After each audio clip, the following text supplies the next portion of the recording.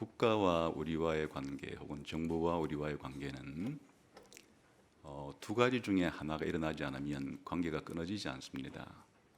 내가 죽어야 관계가 끝나고, 또 하나는 다른 나라에 완전히 귀화해서 국적을 바꾸지 않는 한은 죽기 전까지 우리와 밀접한 관계를 맺는 그런 단체입니다. 그래서 우리가 신앙생활을 잘하기 위해서도, 또 한 인간으로서 남은 생활을 잘하기 위해서도 국가가 뭔가, 정부가 뭔가 하는 사실은 기본적으로 잘 알아두어야 합니다. 지난 시간부터 저희들은 성경이 말하는 국가의 특징이 무엇인지를 살피고 있습니다. 왜 이렇게 꼭 앞에 성경이 말하는 이라고 전제를 붙이는가 하니까, 이 세상에 살아가는 사람들은 동서고금을 막론하고 모든 사람들이 합의한 그런 국가관은 없기 때문에 그렇습니다. 중국 춘추전국 시대의 제자백가의 국가관이 다르고, 또 서양의 여러 철학자들과 사상가들의 국가관이 다릅니다. 모든 종교가 가지고 있는 국가관도 다릅니다. 그렇기 때문에 우리 기독교인들은 성경은 과연 이 국가에 대해서, 정부에 대해서 무엇이라고 말하는지를 잘 알아야 세상을 살아갈 때 바른 태도를 가지고 살아갈 수가 있는 것입니다. 그래서 기본적으로 네 가지를 말씀드리려고 합니다. 국가의 본질 혹은 정부의 핵심적인 특징, 이 네 가지는 기본적으로 알아야 될 사항입니다. 첫 번째, 지난 시간에 했듯이 국가의 정당성입니다. 두 번째는 국가의 한시성이에요. 세 번째는 국가의 보편성입니다. 네 번째는 국가의 제한성입니다. 이 네 가지를 잘 이해해야 좋은 국가인가 나쁜 국가인가, 좋은 정부인가 나쁜 정부인가를 우리가 분별할 수 있는 안목을 가지게 됩니다. 첫 번째, 국가의 정당성이란 뭔가? 국가가 칼을 사용할 수 있는 정당한 권리가 있다는 뜻이에요. 칼이 뭐냐?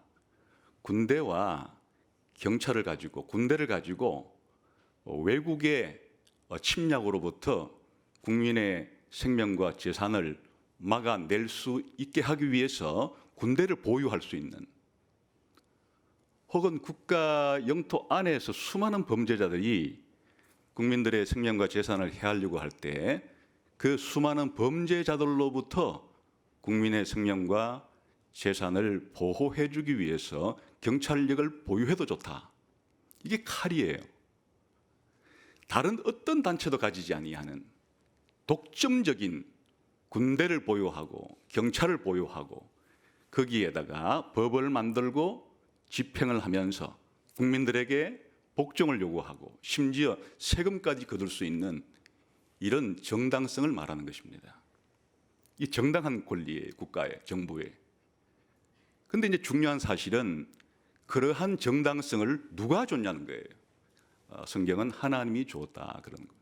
하나님이 국가와 정부의 정당성을 허락해 주셨다 하는 사실을 아는 것이 가장 기본적으로 알아야 될 성경적 국가 간의 첫 번째 특징입니다. 오늘은 국가의 두 번째 특징인 한시성에 대해서, 혹은 임시성이라 할 수도 있겠죠. 이런 특징에 대해서 살펴보도록 하겠습니다. 이것은 이제 상당히 일반 다른 사람들이 생각하는 국가론과는 아주 다른 점이에요. 이 국가의 정당성이라는 것은 무엇과 대비할 때 드러난 특징인가 하면, 이 세상에 있는 가정이라든지 이 세상에 있는 다른 단체와 비교할 때 국가만이 가지고 있는 독특한 특징인데 비해서, 오늘 우리가 살펴보려고 하는 국가의 이 한시성이라는 특징은 교회와 비교해 볼 때, 천국과 비교해 볼 때 가지는 특징이에요. 그것이 바로 이제 한시성이라는 것이어서, 일반 다른 종교나 다른 사상가들이 국가를 바라볼 때 이런 생각을 하지 않아요. 그러니까 이건 아주 성경만의 독특한 교회와 비교해 보았을 때 영원한 하나님 나라와 비교해 보았을 때의 국가의 본질적인 특징을 말하는 것이므로 이 사실도 대단히 중요한 것입니다. 그리고 그럼 국가의 한시성은 뭘 국가의 한시성이라고 지금 말하는 것이냐? 두 가지 중요한 의미가 있는데 시간상으로 일단 한시적이에요. 성경에 의하면 국가라는 것은 예수님 재림할 때 혹은 다른 말로 말하면 세상의 종말이 올 때 그때까지만 유효한 시간의 범위 내에서 작동하는 그러한 단체예요. 시간적으로 한시적이에요. 다시 말하면 영원하지 않아요. 국가는 정부는 영원하지 않아요. 일시적이에요. 그 시간적인 차원에서 이와 같이 제한을 가지고 있는 그것이 국가의 특징이고 또 한시성이라고 말했을 때는 시간만 가지고 따지는 게 아니에요. 목적 면에서 가치 면에서도 한계가 있다는 것이에요. 무슨 말인가 하면 이 국가라고 하는 이 단체는 우리들을 영원한 하나님의 형상으로 완성시켜주는 역할을 할 수 없어요. 다시 말하면 국가는 이 세상에 천국을 만들어낼 수 있는 단체가 아니에요. 더 쉽게 말하면 국가는 우리의 죄를 용서해 줄 수도 없고 영생을 줄 수도 없고 하나님과 바른 관계를 맺게 할 수도 없어요. 그러니까 국가의 이 한시성이라는 것은 이 목적에 있어서 아주 부분적이에요. 그 부분이 무엇인가 하니까 이 땅에 살아가는 동안에 아까 말씀을 드렸죠. 기본적으로 국토 내에 있는 정부의 통치를 받는 그런 국민들에 대해서 그들의 생명과 재산을 잘 보존해주고 유지시켜 준다고 하는 사회의 질서를 안정시킨다고 하는 사회를 평안하게 유지해 준다고 하는 그러한 아주 한정적인 목적을 가진 단체지 국가라고 하는 정부라는 단체가 그냥 이 세상에 못할 일이 없어서 사람들에게 모든 것을 다 해주되 이 세상에서도 잘 살게 해주고 저 영원한 천국까지도 보내줄 수 있는 그런 단체 아니란 얘기예요. 그런 의미에서 이런 가치와 이런 목적 면에서도 아주 한시적인, 이때는 한시적이라보다는 한정적인 이런 특징을 가지고 있다 그런 말이죠. 그러니까 한시성이란 말로 다 표현하기 안 되기 때문에 한정적이라고도 표현할 수 있는 거예요. 국가의 한시성과 한정성을 오늘 말씀드리려고 하는 것이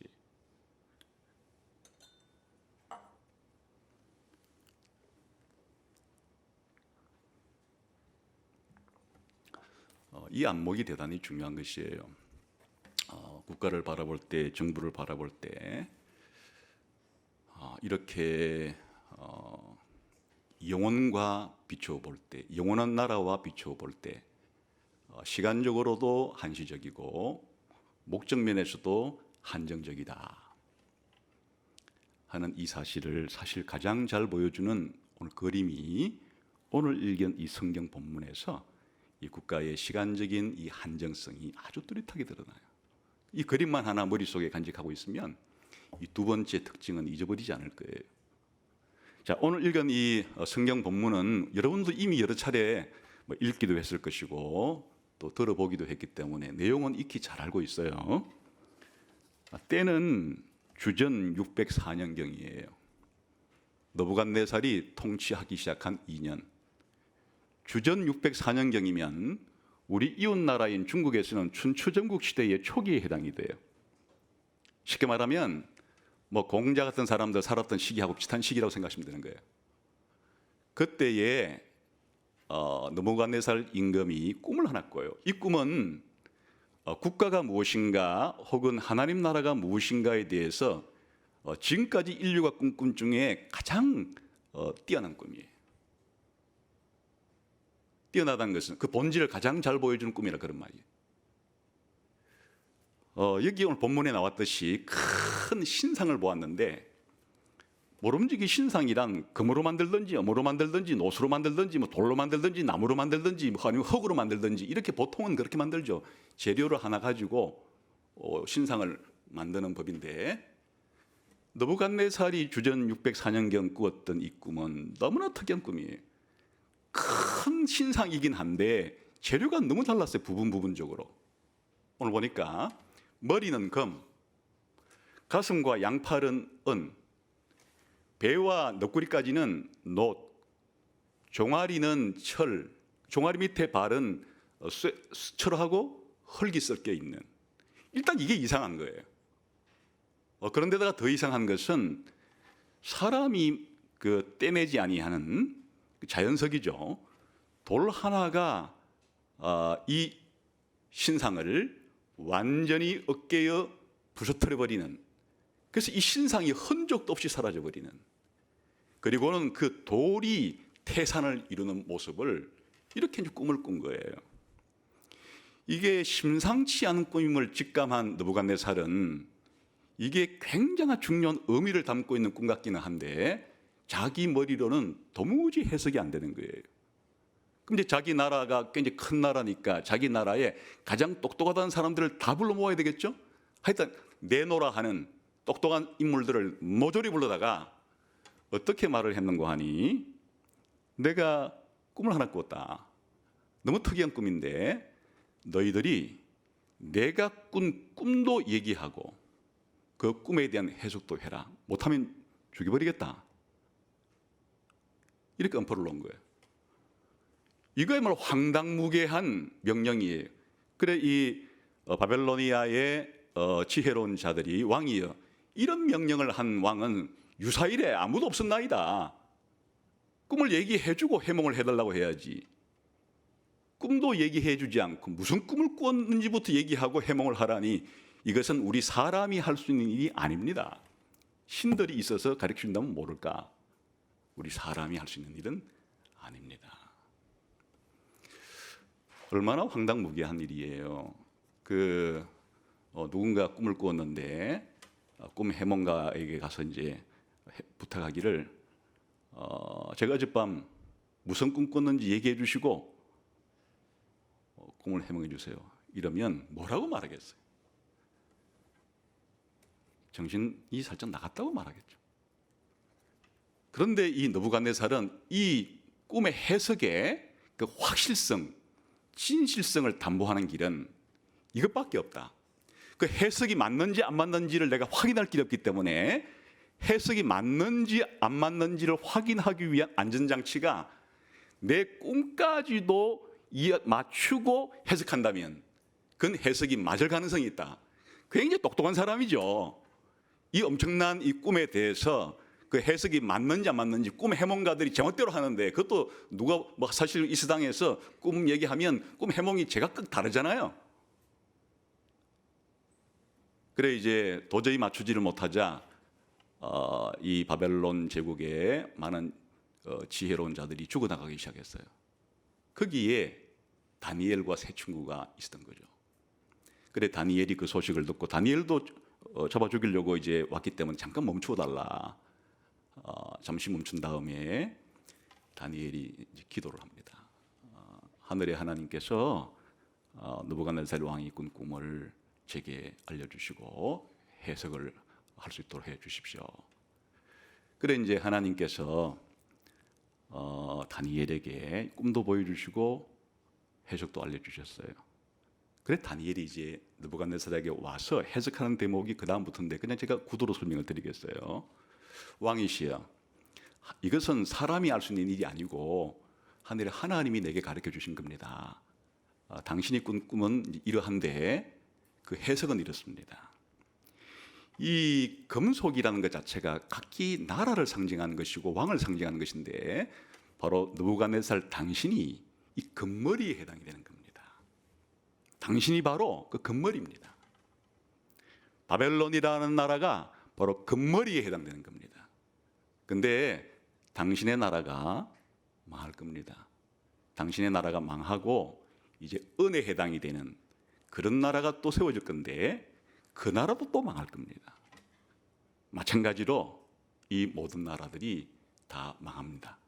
그런데 돌이 이 모든 금속들로 구성된 신상을 무너뜨리고 태산을 이루었다는 것은 영원히 망하지 않는 나라도 있다는 겁니다.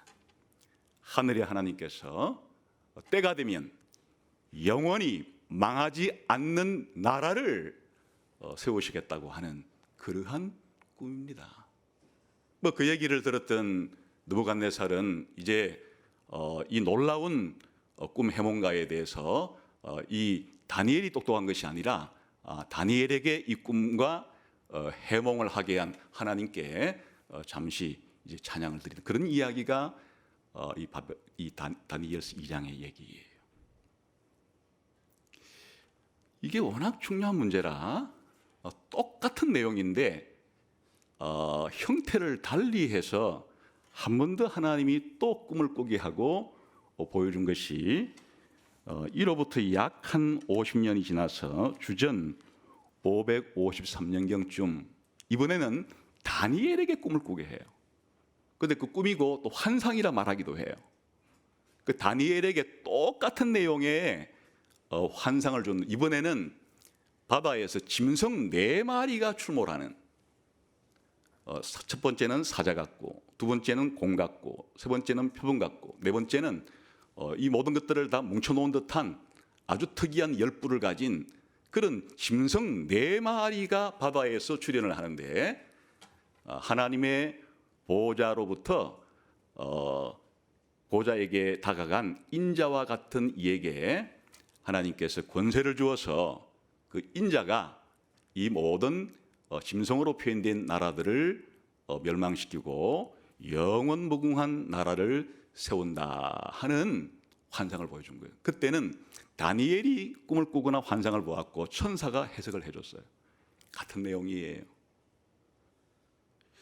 여기에서 하나님께서 말씀해 주시려고 하는 것이 바로 이 국가와 일반 세상 국가와 하나님의 나라의 차이점을 보여준 거예요.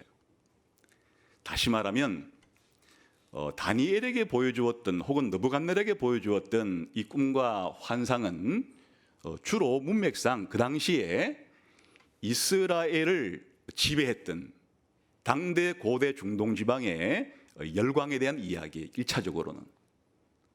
그러니까 무슨 이야기인가 하면 바벨론이라고 하는 나라가 이스라엘을 점령하고 또 그 바벨론이라는 나라는 페르시아에게 멸망당해서 자동적으로 페르시아가 이스라엘을 점령하고 또 그 페르시아라는 나라는 헬라 제국에 멸망당해서 또 이스라엘은 자연스럽게 헬라 제국에 점령을 당하고 또 그 헬라 제국은 로마 제국에 점령을 당해서 또 이스라엘은 로마 제국에 점령을 당하고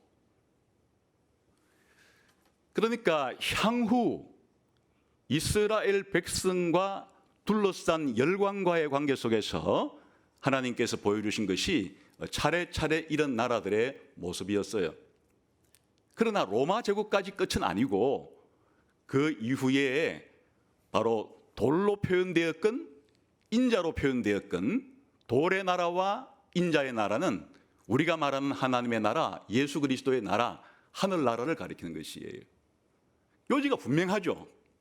성경적 국가가는 너무 분명한 요지를 가지고 있는데 이 세상에 있는 모든 나라들은 흥망성쇠를 거듭할 것이다. 언제까지? 이 돌의 나라, 인자의 나라, 신약시대 용어로 말하면 하늘나라, 하나님의 나라, 주 예수 그리스도의 나라가 이 땅에 완성되기 전까지는 이 세상에 4가지 금속으로 표현했건 4마리 짐승으로 표현되었건 이 세상의 국가들의 흥망성쇠는 딱 그때까지다. 이걸 국가의 한시성이라고 부르는 것이에요. 뭐와 대비할 때 한시성이냐? 이 땅에 완성될 하나님의 나라, 하늘나라, 주 예수 그리스도의 나라와 비교해 볼 때 일시적이고 한시적인 특징을 가지고 있다. 그런 말이죠.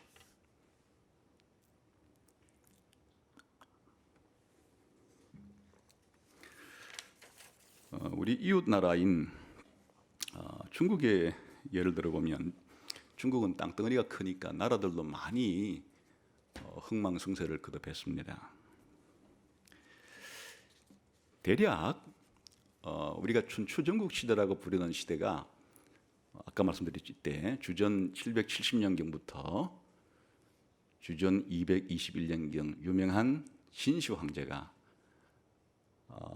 7개의 제후국들을 통일시켜서 중국을 하나의 나라로 만든, 그전에는 하나의 나라가 아니었다는 얘기예요. 중국이 저 황하강을 중심으로 한 저 중원 지역에 수많은 나라가 있었다는 뜻인데, 대략 주나라가 세워져서 이제 여러 개의 제후국들을 세워요.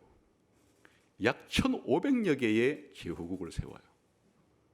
그러니까 주전 천년경쯤에는 현재 그 중국 중원 중심으로 볼 때 1,500여 개의 작은 제후국들이 있었는데, 이것이 춘추 시대의 말에 이르는 전국 시대라고 하는 주전 400, 300년경에 이르면 7개 나라도 다 통합되는 거예요. 1,500여 개의 나라가 약 한 600, 700년 사이에 7개의 나라로 다 통합 흡수돼 버린 거예요. 그 7개를 또 하나 통일한 사람이 진시황이라는 황제예요. 그게 주전 221년경이에요. 그런데 통일한 이후에 나라가 15년 있다 망해버렸어요. 이제 한나라라고 하는 한 제국이 들어서죠.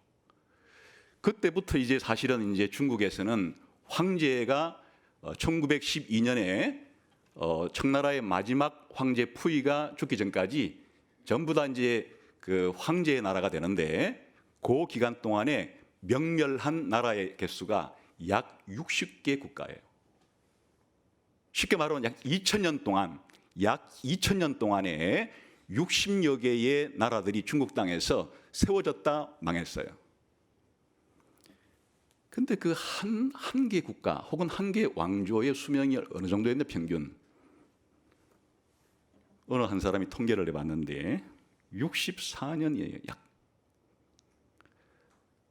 나라가 대단한 것 같은데 저 중국 땅에서 약 2000년 동안 명멸한 60개 나라의 평균 수명이 인간 한 사람의 환갑 나이에 해당되는 60년 정도가 평균 수명이었다. 한 나라의 평균 수명이. 물론 이게 평균이니까 좀 길게 간 나라도 있죠. 중국 땅에서 제일 길게 간 나라는 청나라인데 296년을 버텼어요. 300년이 안 돼요. 다시 말하면 저 진나라 한나라 이후에 명멸했던 60여 개의 중국 땅에 세워졌던 나라들은 300년을 넘은 나라도 하나도 없다.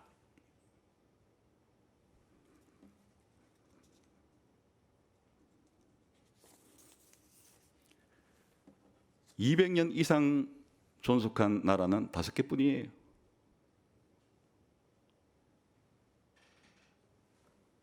(100개) 넘어선 나라는 12개밖에 안 돼요. 60여 개 가운데.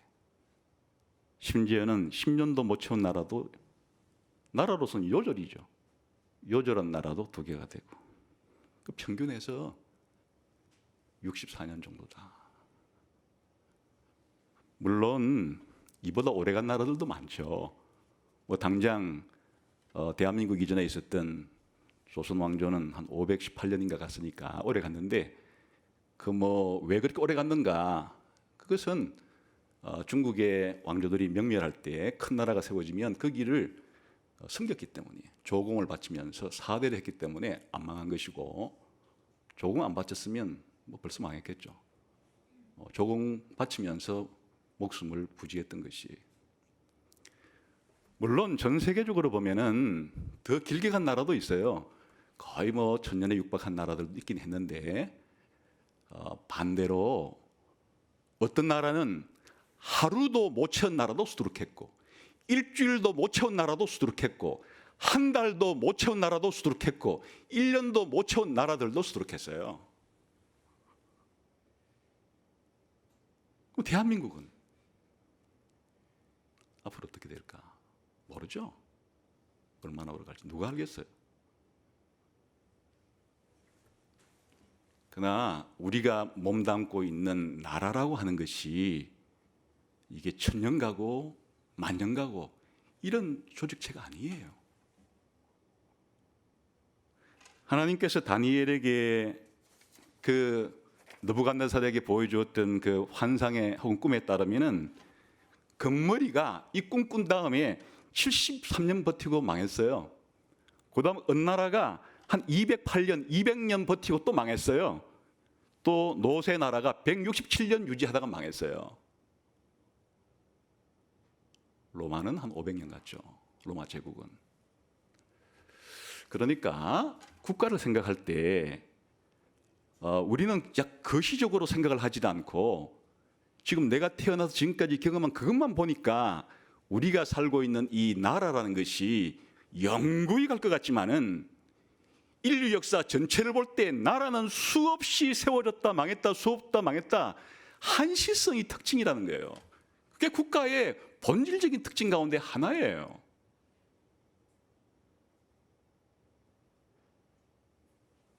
정치에 관심이 있다고 해도 이 사실을 잘 기억해야 하는 것이에요. 1948년에 한반도 이남과 이북에 각각 정부가 들어섰어요. 정부가 들어선다는 얘기는 국가가 세워진다는 얘기예요. 그리고 지금 72년이 남북한 정부가 이어지고 있고 국가가 사실은 뭐 이어져 오고 있는데 앞으로 어떻게 될까 누가 알겠어요.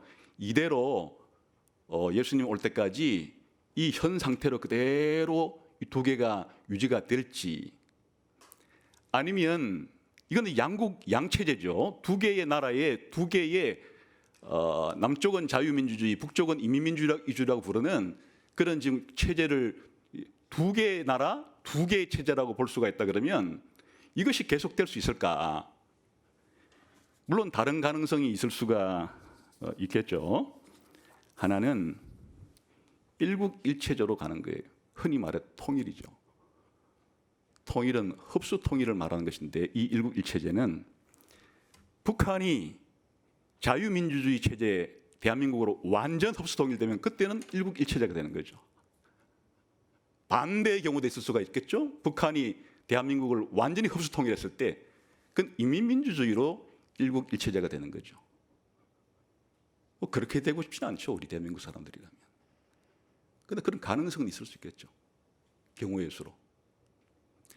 그러나 이렇게도 생각할 수 있어요. 세 번째는 일국 양체제를 유지하는 것인데 통일은 해냈지만은 체제는 남쪽은 계속 자유민주주의 체제를 북쪽은 인민민주주의 체제를 유지하자. 뭐 논리상으로는 가능하지만 현실상으로는 불가능한 거예요. 네 번째는 국가는 두 개인데 체제는 하나인 양국 일체제도 가능성은 있을 수가 있어요. 무슨 말인가 하니까 북한이 자유화되는 거예요. 자유민주주의 나라가 되는 거예요. 그런 상태로 둘이 계속 간다 그러면 남북한 나라는 두 개지만은 남북한 체제는 자유민주주의라고 하는 하나가 될 수 있고 반대도 있을 수 있죠. 이 대한민국이 이민민주주의 나라로 나중에 헌법을 개정하고 국민투표에 붙여가지고 전부 그렇게 합시다 되면 통일 안 된 상태에서 38선을 경계선으로 체제는 하나지만은 나라는 두 개의 나라로 갈 수도 있죠. 물론 모를 일이에요. 그러나 우리가 대한민국에 관심을 가질 때 이 국가가 가지는 본질적인 한시성, 이 정부가 가지는 본질적인 한시성에 대한 생각을 염두에 두면서 기독교인들은 정치에 참여해야 한다. 그런 뜻이. 그러니까 기독교 국가가 아니에요. 일반 사람들이 생각하는 국가가 아니에요. 심지어 이 국가의 한시성만 아니라 국가 내에 정권 권력을 잡은 사람들을 우리가 고대에는 왕이라 부르고 오늘날은 정부라 부르죠. 이것도 아주 한시적이에요. 보세요. 국가 혹은 정부라고 한다고 해서 뭐 대단한 전지전능한 존재들이 아니에요. 저 옛날 출애굽 당시의 바로를 보세요. 그 바로가 당시 강대국 왕이었지만 하나님이 10가지 재앙을 퍼부으니까 속수무책이잖아요. 하나님이 장자를 거두어 가시자 그냥 바로가 애굽 땅에 만인지상인데 속수무책이잖아요.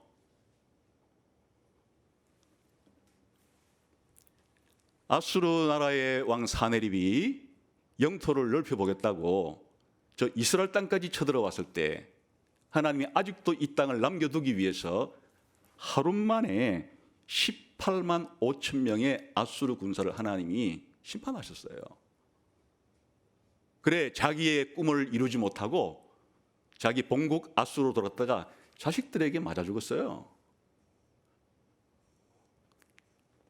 오늘날로 말하면 삼권을 틀어쥐고 있는 왕이라고 해도 이런 비참한 비극적인 졸지에 죽을 수 있는 이런 연약한 상태, 이 권력의 한정적인 이런 상태에 있는 게 이게 정부고 국가예요.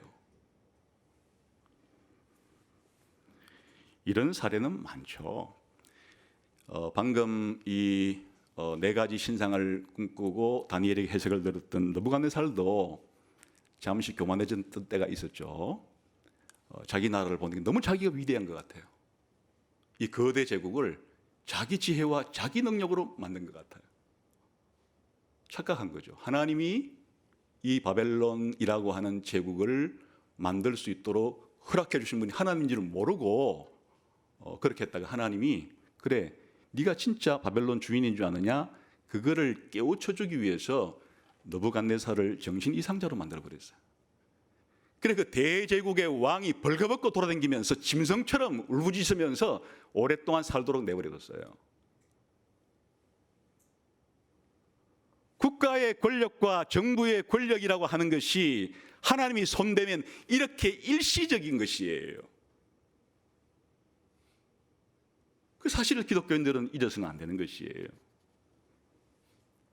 실제로 아까 그 중국이 왕조로 말하면 진나라 통일된 이후에 한 60여 개의 왕조가 60여 개의 나라가 세워졌다 망했다 그랬죠. 그 왕들은 그 동안 몇 명이었느냐?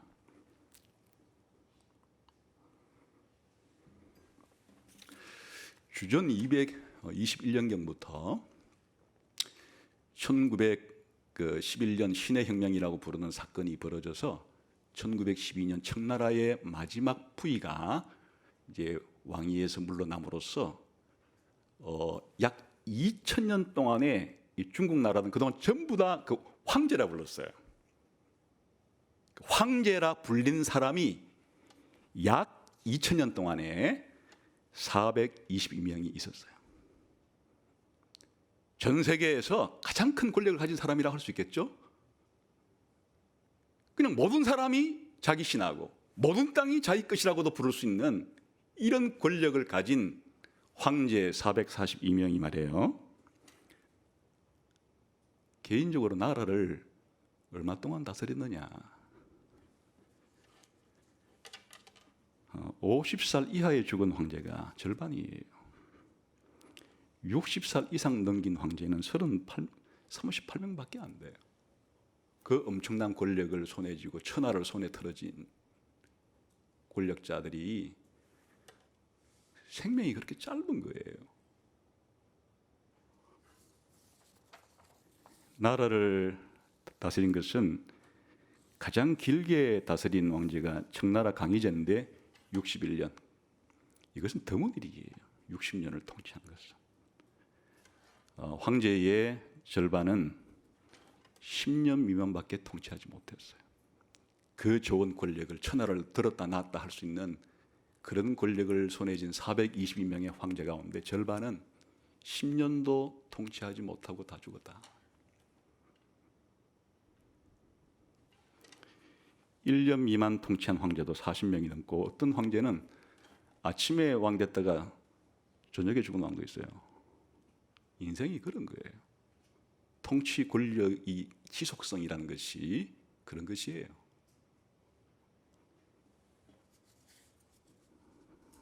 물론 조선시대도 비교해 볼 수 있겠는데 518년 동안에 27명의 왕들이 평균 19년인가 그래요. 거의 뭐 1년, 2년 통치한 왕들도 몇 사람 돼요. 제일 길게 통치한 왕이 50년 조금 넘겼어요. 그러니까 기독교인들이 국가를 생각할 때는 이 거시적인 안목을 가져야 된다는 거예요. 한 국가도 국가의 통치 권력도 이렇게 한시적이다, 시간적으로.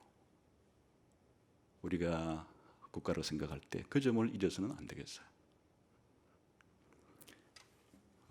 또 하나의 국가의 이런 중요한 한시적인 특징이 이런 시간적으로만 그런 게 아니고 이 하는 일에 있어서도 아주 한정된 일만을 한다는 거예요. 그게 무엇인가 하니까 아까 말했죠. 기본적인 것은 국민의 생명과 재산을 안전하게 보호시켜 주는 것이에요. 그거 하라고 정부를 만든 것이니까. 그런데 이건 좋은 일이죠. 얼마나 좋은 일이냐? 칼빈은 물과 공기에 비유했어요. 거의 국가라는 정부라는 존재는 우리에게 얼마나 필요한 존재냐? 물과 공기와 햇빛이 필요한 만큼이나 이 국가라는 조직체, 정부라는 조직체가 우리의 생명과 재산의 안전을 지키기 위해서는 꼭 필요한 그러한 단체다. 그래서 칼이 맡겨진 거예요. 그런 좋은 일 하라고. 세금 거둘 수 있는 권한도 하나님께서 부여해 주신 거예요. 그런 좋은 일 하라고. 그런데 딱 거기까지예요. 정부가 국가가 할 수 있는 이런 이 땅에 살아갈 때 우리 육체의 생명과 육체에 필요한 이와 같은 재산상의 보존을 위해서 국가가 칼을 들고서 말해 군대와 경찰을 동원해서 법을 제정해가지고 잘 그렇게 해주지만 딱 거기까지다. 뭘 못 해주느냐? 진짜 우리가 영원한 나라에 들어가려면 뜨인 돌의 나라와 인자의 나라, 하나님의 나라와 하늘나라, 주 예수의 나라, 영원한 나라에 들어가려고 하면 죄를 용서받아야 되는데 국가가 하는 그 어떤 일도 사람의 하나님으로부터 죄를 용서받게 해주는 일은 단 머리털까지 하나 개수만큼도 할 수 없다. 우리가 구원을 얻으려고 하면 하나님의 진노 아래에 있는 우리가 하나님과 화해를 해야 되는데, 하나님과 사이가 좋아져야 되는데, 국가에 사는 일은 서로 싸우는 사람들끼리, 싸우는 단체끼리 그렇게 화해 조정을 해줄 수는 있으나 살아계신 하나님과 우리 타락한 죄인인 인간 사이에 근원적인 이 화해를 시켜주는 일은 국가의 소관 밖의 일이에요. 그런 일을 할 수 없어요. 하나님이 그런 일을 국가에 맡기신 것이 아니에요.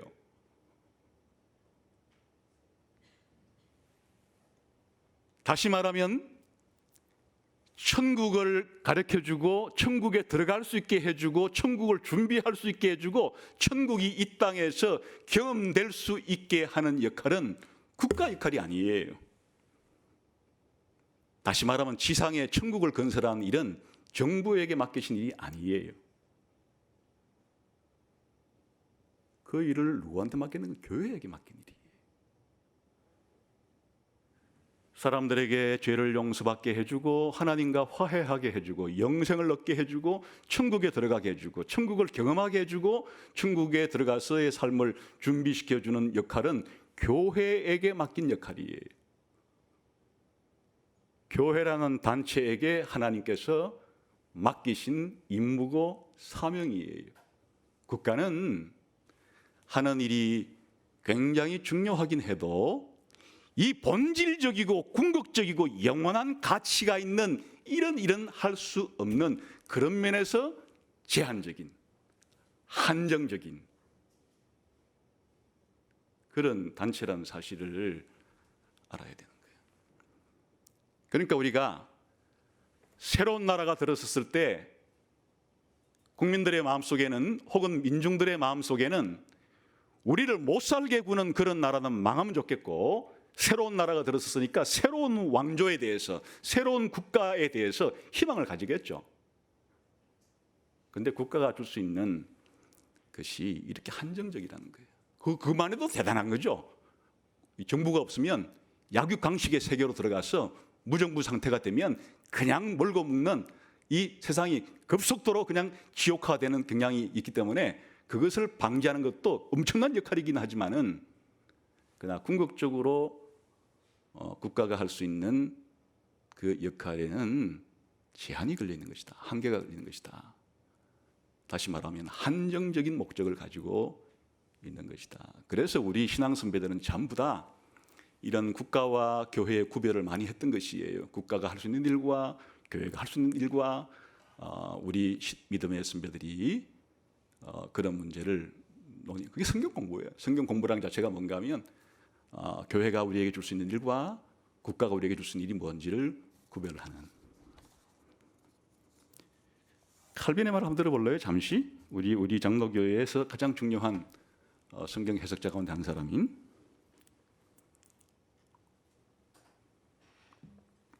사람에게 이중적 통치가 있다는 것을 고려해야 된다. 하나는 영적인 통치인데 이것으로 양심이 경건과 하나님을 예배하는 일을 배운다. 다른 하나는 시민적 통치인데 이것으로 인간으로서의 시민으로서 해야 하는 일을 배운다. 이것들은 보통 영적 관할권과 세속적 관할권으로 부르기도 한다.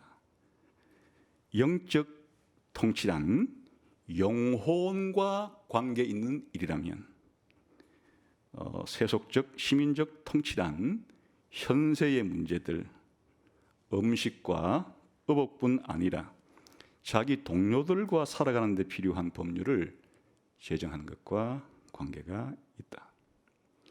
영적 통치는 영혼 안에 좌소를 가지고 있고 시민적 통치는 외부 행동을 규제한다.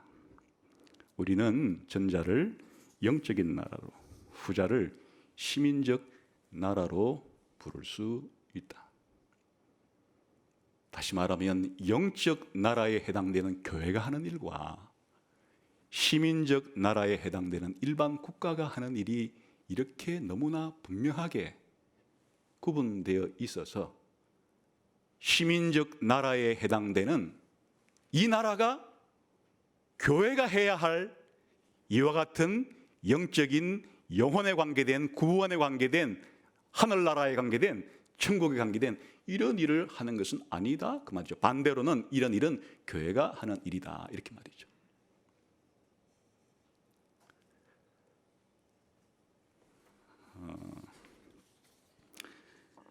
좀 어렵긴 하지만은 그 다음 17세기에 플래티누스라고 하는 개혁파 신학자 가운데 거의 뭐 최고봉이라고 부를 수 있는 신학자가 국가와 교회를 7가지로 구분한 게 있어요. 그냥 한번 제목만 들어보시면 뭔지 감은 잡히실 거예요. 첫째, 국가와 교회는 기원이 다르다. 국가는 창조주 하나님이 기원이라면 교회는 중보자, 구원자 그리스도가 기원이다. 이렇게 구분하기도 했고, 둘째, 국가와 교회의 권위 행사의 주체가 다르다. 국가는 그냥 일반 사람이면 되지만은 교회의 통치는 반드시 기독교인이 된다. 그렇죠? 뭐 상식적인 얘기. 셋째, 국가와 교회의 통치 형태가 다르다. 국가는 칼을 가지고 그렇게 지배하려고 하지만은 교회는 말씀을 가지고 봉사하죠. 이런 것이 이제 방식이 다른 거예요. 통치 방식이. 국가와 교회는 목표도 다르죠. 국가의 최고의 목표라면은 본인들은 못 느낀다 할지라도 그 창조주 하나님이 이 땅에 인간을 만드신 근원적인 그런 것들에 대해서 감사할 수 있겠으나 우리 교회는 창조주 하나님과 구원자 그리스도에 대해서 영광을 돌리는 그런 목표를 가지고 있는 곳이다 이렇게 말하기도 하고요. 또 다섯째, 국가와 교회는 관할권이 다르다. 국가는 아까 봤지만 외적인 음식 먹는 것과 옷 입는 것과 다른 사람과 사이좋게 지내는 이런 일들에 대한 관여하는 일이지만 교회는 우리가 어떻게 죄 용서받고 하나님과 관계를 회복하고 영생을 얻고 천국 가느냐 이런 문제에 관할을 한다. 다르죠.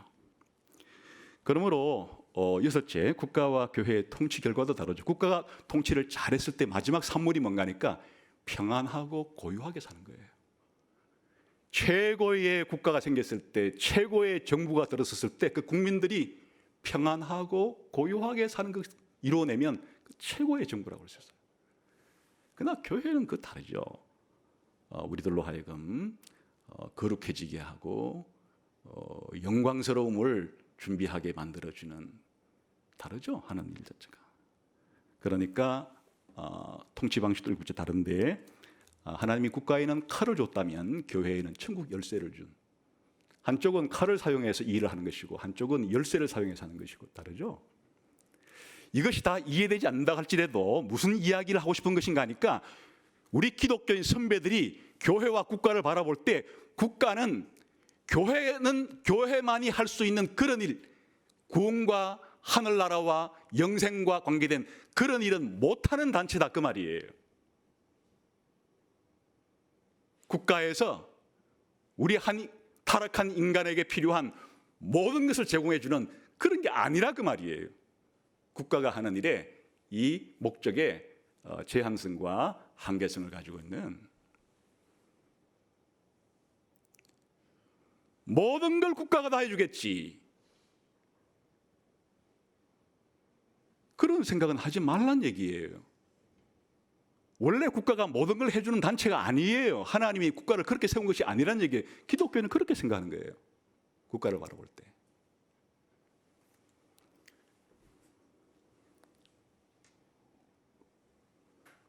이 얘기는 국가의 소중함도 알려주는 동시에 한계도 알려준다 그 말이죠. 국가는 참 소중한 단체다.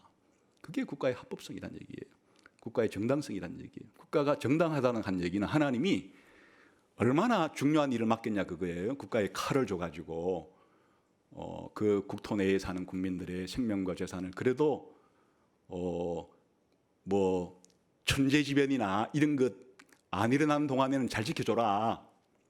얼마나 중요한 역할을 맡긴 거예요. 그건 가정한테 맡긴 일도 아니고 학교나 기업체에 맡긴 일도 아니고 국가한테 맡긴 일이니까 그 얼마나 소중해요. 하여튼 천재지변이 안 일어날 이 동안에는 너희 국민들을 좀 생명과 재산을 안전하게 평화롭게 살도록 잘 지켜줘라. 이거 하나만 제대로 해도 이 세상은 어떻게 되는 거예요? 얼마나 좋아지는 거예요. 이게 안 돼서 문제인데. 그래, 국가에게 맡기신 일이 굉장히 소중한 거예요. 이런 일을 잘하도록 칼까지도 하나님이 맡겨줬다 그거예요. 그렇지만은 한 국가 자체가 생존 기간이 그렇게 길지 않다. 그 안에 정부라는 조직체는 더 생존 기간이 짧다. 거기다가 할 수 있는 일도 한계가 있다.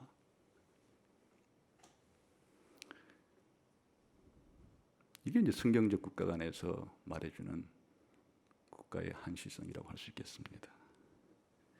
그럼 이걸 어떻게 적용해야 될까? 지난 시간에 말씀드린 이 국가의 정당성과 오늘 말씀드린 국가의 이 한시성은 서로 잘 짝을 이룰 수 있다고 보는 거예요. 왜 그런가 하니까 어느 한쪽에 치우치게 되면은 극단적이 되어버리기 때문에. 그 이야기인즉슨 적용하자면 우리가 국가나 정부에 대해서 과소평가도 하지 말고 과대평가도 하지 말라 이렇게 적용할 수 있어요. 여러분, 국가 정부를 과소평가하다가는 큰 코 다치는 거예요. 자기 목숨줄을 왔다 갔다 할 수 있는 그런 권력을 지닌 단체를 자기 마음대로 함부로 그렇게 과소평가하게 되거나 또 그렇게 국가가 책임지고 있는 그 일 자체를 우리가 깔보거나 무시해서는 안 되는 거죠. 그러니까 성경은 통치자들을 존경하고 복종하고 세금도 잘 내고 그들이 나라를 평화롭게 고요하게 잘 통치하도록 기도까지 해라 이렇게 말해주는 것이에요. 국가가 중요하기 때문에. 국가는 중요한 단체예요. 정부는 여러분들이 만나게 될 이 땅의 어떤 단체보다도 여러분이 죽을 때까지 여러분의 삶에 영향을 지대하게 미치는 그러한 단체이기 때문에 머릿속에 이 국가에 대한 정부에 대한 생각이 발라야 되는 거예요. 그러나 반대로 오늘 우리가 보았듯이 그렇지만은 국가라는 정부라는 조직 자체가 근본적으로 이 한계를 가지고 있는 시간상으로 영원 무궁한 단체가 아니다. 또 하는 일의 목적상 최고 중요한 우리 인간에게 해줄 수 있는 일이 바로 구원과 영생과 천국에 들어가게 해주는 일이라면 진짜 궁극적으로 중요한 일은 못하는 딱 그 범위가 이 땅에 있을 때 우리의 생명과 재산을 조금 그래도 오래 안전하게 지켜줄 수 있는 그런 정도밖에는 역할을 못한다고 하는 분명한 생각을 가져야 국가에 대한 지나친 절망도, 국가에 대한 지나친 희망도 가지지 않을 수 있는 것이에요. 근데 우리들은 살아가면서 그렇게 되기가 쉬워 영향을 너무 많이 미치기 때문에 정부에 대해서 절망하거나 정부에 대해 지나치게 희망을 가지거나 무슨 정부가 이 세상에서 그야말로 그냥 두 가지 얼굴이 있는데 잘할 때와 못할 때가 있는 거예요. 잘할 때는 한없이 좋은 거예요. 못할 때는 한없이 나쁘지만은 국가라는 조직 자체가 한없이 못하게만 되어 있지가 않기 때문에 현재의 우리가 사는 나라와 현재의 정부에 대해서 불만이 있는 사람들은 좀 기다리면 되는 것이에요. 그러나 현재의 이 국가라든지 현재의 정부에 대해서 또 지나친 기대를 가진 사람도 그것은 어리석은 거예요. 뭘 해줄 수가 있어요? 많은 걸 해줄 수가 있지만은 궁극적으로 하나님께서 우리에게 주시려고 하는 이런 일에는 속수무책인 그런 단체에 대해서 여러분의 마음을 얼마나 빼앗길까요?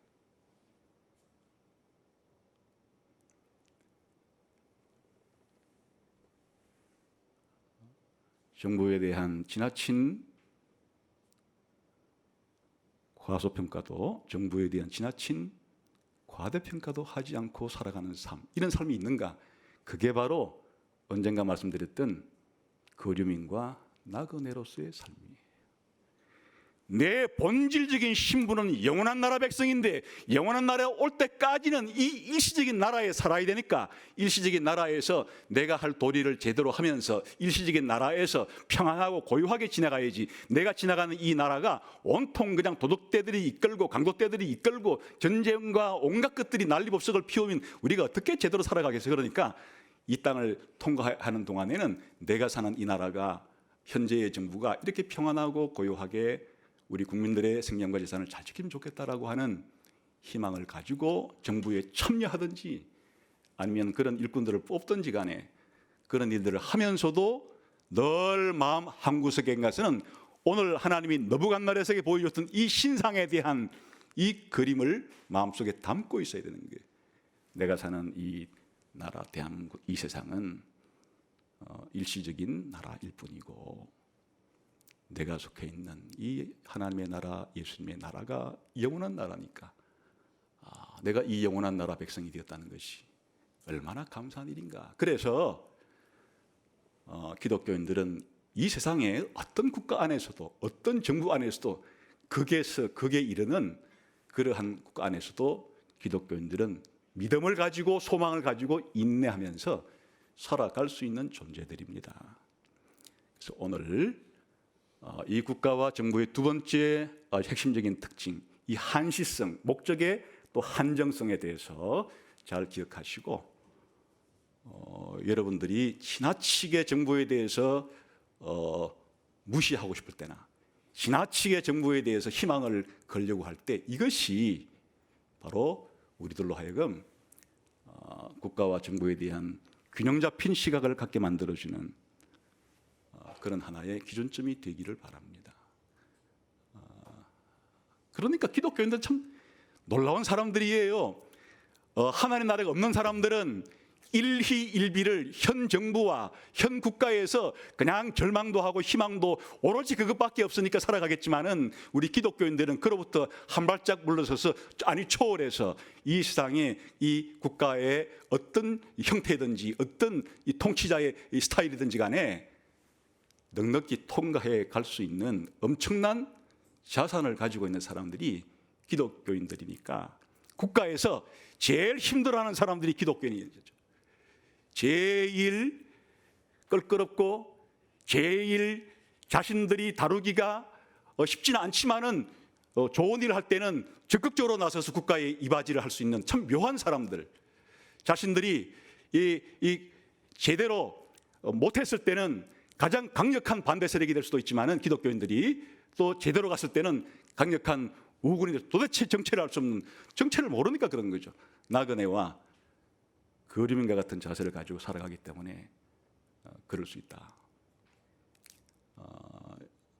두 가지, 이 두 가지 오늘 지난 시간까지 이어서 국가의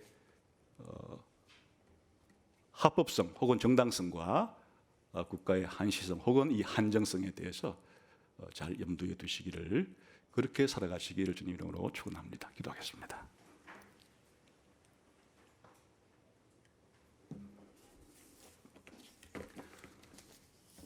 하나님 아버지, 저희가 깊이 생각하지는 못했지만은 하나님 나라 백성으로 이 땅을 살아간다는 것이 얼마나 엄청난 일임을 하나님께서 말씀하신, 또 성경이 말하는 국가에 대해서 배워갈수록 더 크게 깨닫고 깊게 느끼게 해 주시기를 원합니다. 예수님 이름으로 기도하옵나이다. 아멘.